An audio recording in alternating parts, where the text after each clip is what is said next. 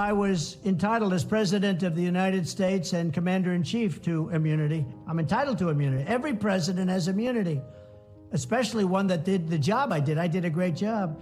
And I wasn't working for myself. I was working for the country. I wasn't campaigning. The election was long over. Wasn't campaigning. I was looking for voter fraud, something that I have to do. Under my mandate, I have to look for voter fraud. Did you catch it? It was subtle, barely half a sentence, but a supremely important point nonetheless. One now at the very heart of Donald Trump's presidential immunity appeal, a decision on which we could get conceivably at any time. That was the disgraced ex-president in a message posted to social media this week, declaring in no uncertain terms that when he pressured Mike Pence, along with a number of state officials, to overturn the results of the 2020 election, quote, the election was long over. In fact, Politico identified 6 separate occasions just in the past 2 weeks when Trump made that very claim. The implication being he was acting in his capacity as president in the mission to identify non-existent voter fraud. And so, immunity ought to protect him, right?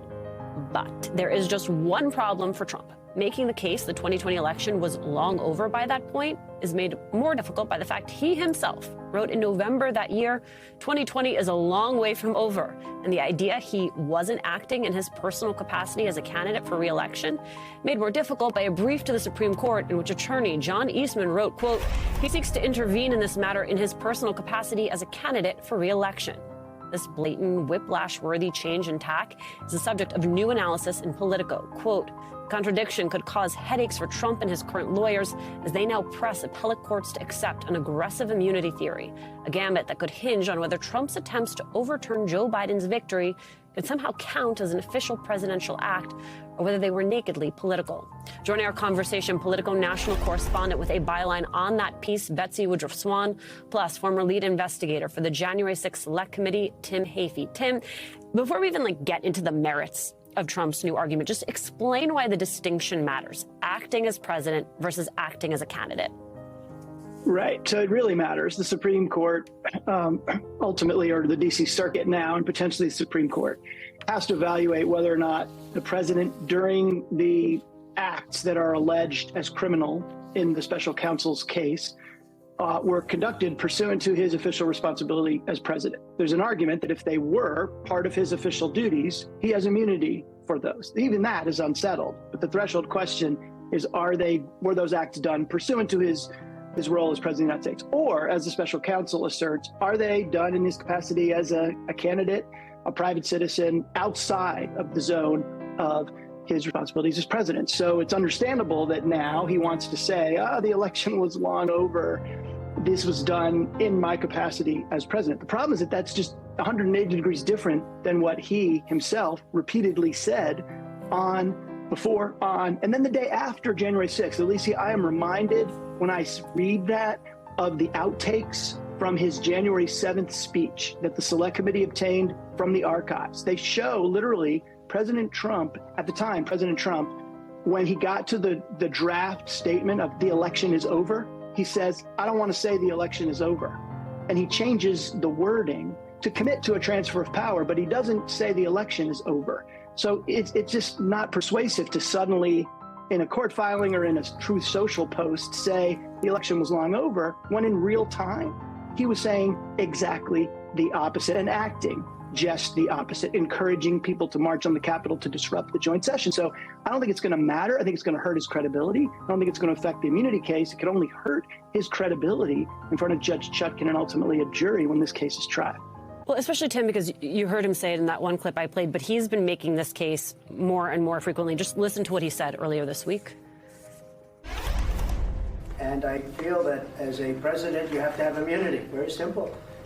And if you don't, as an example, if this case were lost on immunity and I did nothing wrong, absolutely nothing wrong, I'm working for the country. And I worked on very hard on voter fraud because we have to have free elections. So, Tim, the part I want to sort of tease out of that word salad is I am working for the country. He's trying to make the case that he was somehow in his duty as president investigating fraud that did not exist. But we showed, he said the opposite at the time. Do you think federal appeals court then buys this? No, absolutely not. And as the argument in the federal appeals court made clear, taken to its logical extension, his position that if he's acting in the country by assassinating a political rival, sending SEAL Team 6 to kill someone, if it's working in his view for the people, it's okay. I mean, that can't be the law. It'll ultimately be for a jury of Washington, D.C. citizens to decide if he intended to disrupt a joint session and if that meets the elements of a criminal statute. He can make that very same argument to a jury and say, I was well-intentioned, I thought this was in the best interest of the country, and then it's up to them to decide. The Court of Appeals is not adjudicating that ultimate fact. They're just adjudicating whether or not he has immunity from even standing trial for what is alleged in the special counsel indictment. I think he likely loses from the tenor of the questions coming from the appeals court, and I'm not sure the Supreme Court takes the case. They may just essentially agree with the Court of Appeals' rejection of the immunity argument by denying cert, in which case it's time for trial. Well, Betsy, to stay on this question about whether or not this will matter more from your reporting, quote, during Tuesday's oral arguments on Trump's immunity claims, all three judges on the panel seemed disinclined to adopt Trump's core argument that the charges stem from his official presidential duties. Legal experts noted that Trump's sudden emphasis that he was acting in his official capacity in 2020 may end up being inconsequential or even counterproductive for him. Those actions, they said, would be equally as inappropriate and illicit if they were undertaken as a candidate or a president. So even if Trump, Betsy, can make the argument he was acting as president, still might not save him. Yeah, that's right. This key issue of are you allowed to try to conspire to reverse election results, whether or not you're wearing your president hat when you're doing it, that issue is going to persist regardless of where the judges and ultimately the Supreme Court come down on this immunity question. What's especially interesting as we talk about this very nerdy but also pivotal question about presidential immunity is that a different group of judges in the same jurisdiction in the D.C. Circuit has already weighed in on this specific question, and they've taken the position that is against Trump's, which is that in the days, weeks after Election Day 2020, he was acting in his personal capacity. There's a litigation against Trump that a group of essentially January 6 victims have brought. They're trying to sue him for inciting the riot. And in that litigation, an appellate panel on the D.C. Circuit sided with those litigants and against Trump. And notably, when they reached that decision, they specifically cited the fact that all the way back in late 2020, early 2021, Donald Trump was filing these lawsuits and explicitly saying that he was acting in his personal capacity as a candidate. The very piece of evidence that we wrote about in this piece has already been weighed by a panel of judges and found to be a problem for Trump.